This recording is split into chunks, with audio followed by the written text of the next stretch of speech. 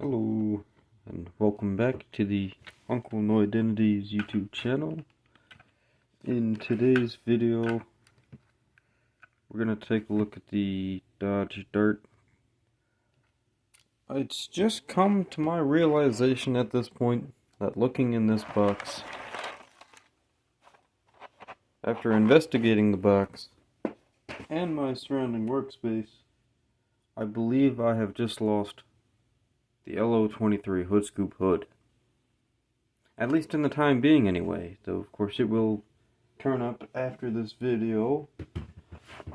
It just occurred to me that I just don't know where the hood is. And no, it's not in that bath, because I know I didn't drown it in there. So anyway, we're going to take a look at the body of the car. I got the body rough fit on there. The whole engine bay is assembled. And by that I mean the firewall and the radiator wall are attached to the fenders. So the whole shell is now one piece. And in order to put this car together, I find that you have to lift the motor, because the radiator... Okay, let's see. So the radiator will catch right on the fan here if you just try to drop the... If you just take the shell and drop it onto the frame with the motor in there, it will catch. So you have to make an adjustment.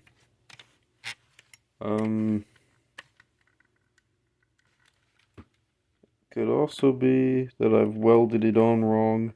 I think looking at it, it's angled. It should be a little straighter. So I might try to break this joint and redo it. But it's in. I don't see how it might interfere with the fan if this was to realistically run. So I don't really think it's that big of a deal.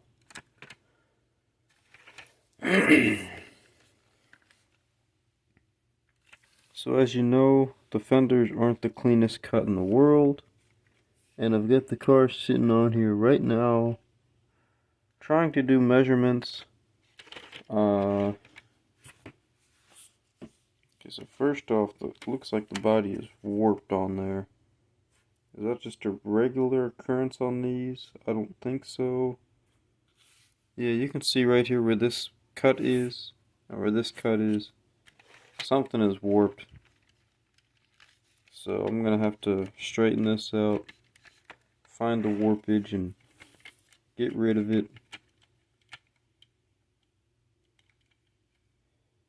That's straighter.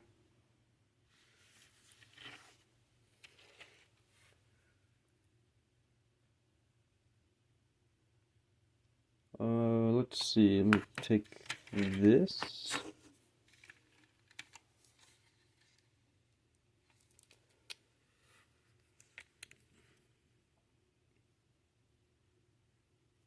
I'm pretty sure I'm not supposed to have a gap in here. And this might be just how the car is sitting, but I don't think so. Sorry about the camera angles.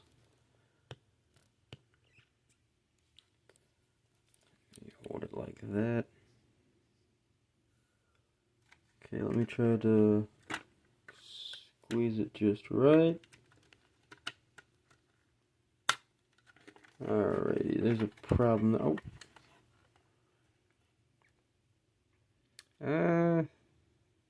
It might be okay. Just this gap right here, that little piece of blue that you can see. I might try to fill that in, I might not. I mean, it'll be fine, I guess. I'm just doing measurements right now. Just thought I'd do an update to show you these measurements that I'm doing.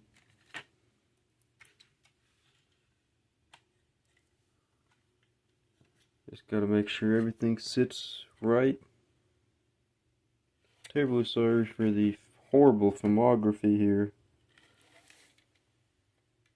Yeah, you can really see this gap in here now. And now really you can see this hole that I was talking about. That gap is gonna need to get filled. But see, if I just push this back down, and as long as I weld it right down here, if I just weld that just right, I think I should just about take care of that. There's a gap I can see. We might need to fill it. Okay, so I might fill that. What else? Yes, here we go. I'm gonna put the stand, open up its legs here, and set the stand down, and try to show you what I've been doing. Let's see. Okay, yeah, that's a good angle for it. I was working on the grill and the bumpers.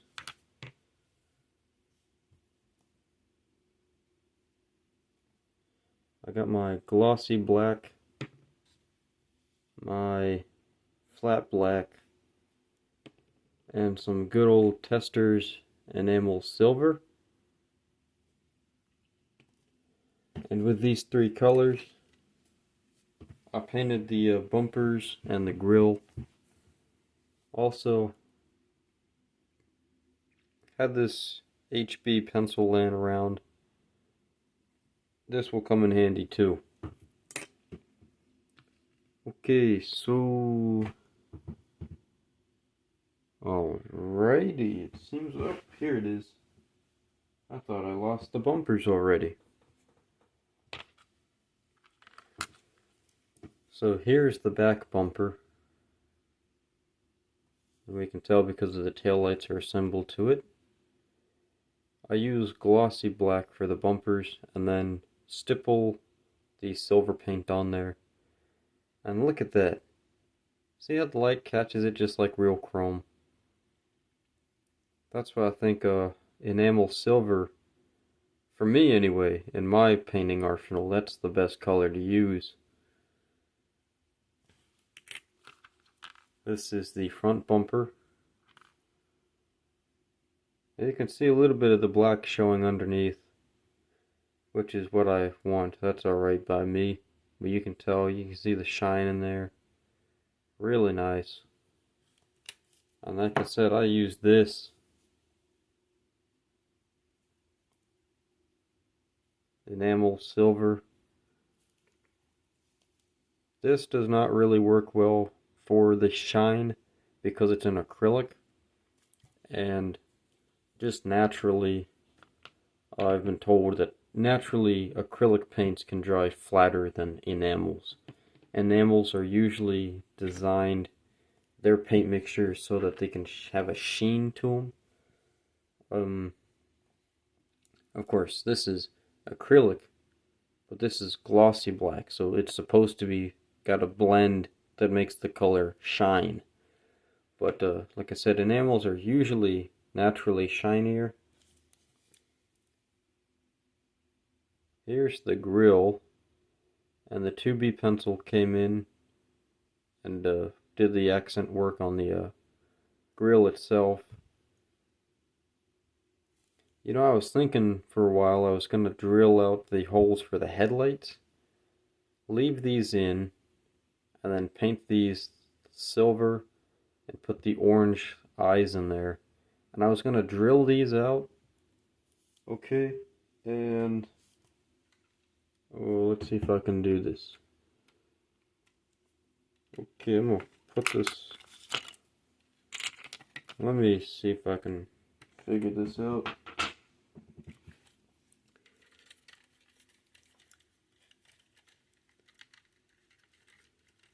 So I originally had a plan, and I don't know if I'm going to stick to this plan, because it's kind of a wild plan. But I've been thinking of this plan. I was going to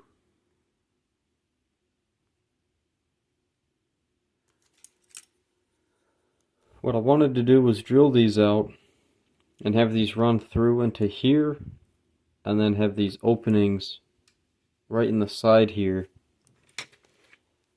I would have some hose work going from here into here as like two ram air intakes. What's odd though is realistically ram air is like a direct air system. So air goes from here through a tube directly into the carb. But this thing should have a hood scoop, so I was gonna have just openings here and here just to allow fresh air in from the scoop, the grill, and two side openings. I don't know if I'm gonna do that. It was just an idea. But like I said, I want to keep the middle two lights in and paint those the orange color they need to be.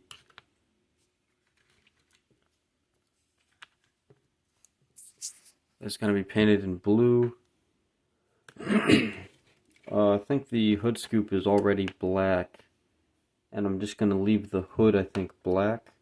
The rest of the body is going to be blue, a black radiator, blue radiator shrouding, blue radiator wall, firewall. That's going to be painted in the metallic color. That's the brake cylinder with no booster. Of course, try and do the chrome work. Here is the back panel with already the blue paint on there. Very nice. And I had an idea, I don't know if I showed you, but I was going to take an RT badge and put that on the trunk. I thought that would look cool. I have Hemi decals, and if I'm not mistaken, on the Dodge Chargers, the Hemi decals are on the door. But upon looking at this Dodge Coronet up on the wall here, it's got Hemi badges right behind the front markers.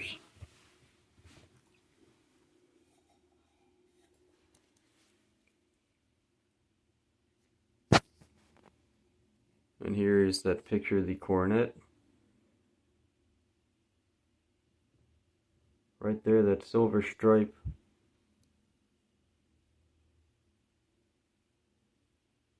There we go. Right there, I think that's the Hemi badge.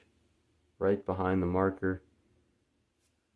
That is a black on black, I'm assuming a 4-speed with black steelies, red line tires, and red tail stripes. That is a mean looking car. Anyway, back to the workbench. Yeah, they had Hemi badges either up front here. Chargers had them on the door. But right here, in this little zone, that's probably where I'm going to put my Hemi badges. Of course, we're going to put like the Dodge Charger, my 68, we're going to put Dodge lettering here. A black Bumblebee tail stripe. And maybe a few sponsor decals or something. I don't know. Well, that's all I got in this video. Just a little update, because I felt like it.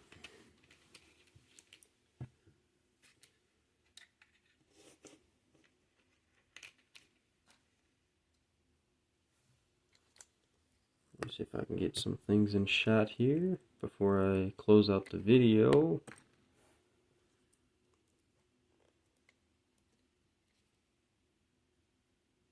So you got the back bumper, or the trunk panel, front bumper, back bumper, the grille, and of course the car just off shot there. Yeah, that's about it for this video. Till I'll see you next time. Hopefully the shell of the car will be painted. I may or may not do any fender work here. Yeah, I'm probably going to do some fender work now that I'm thinking about it. I'm going to work on that. Put a little bit of putty in there, maybe some super glue, and try to resand that down and see what we get.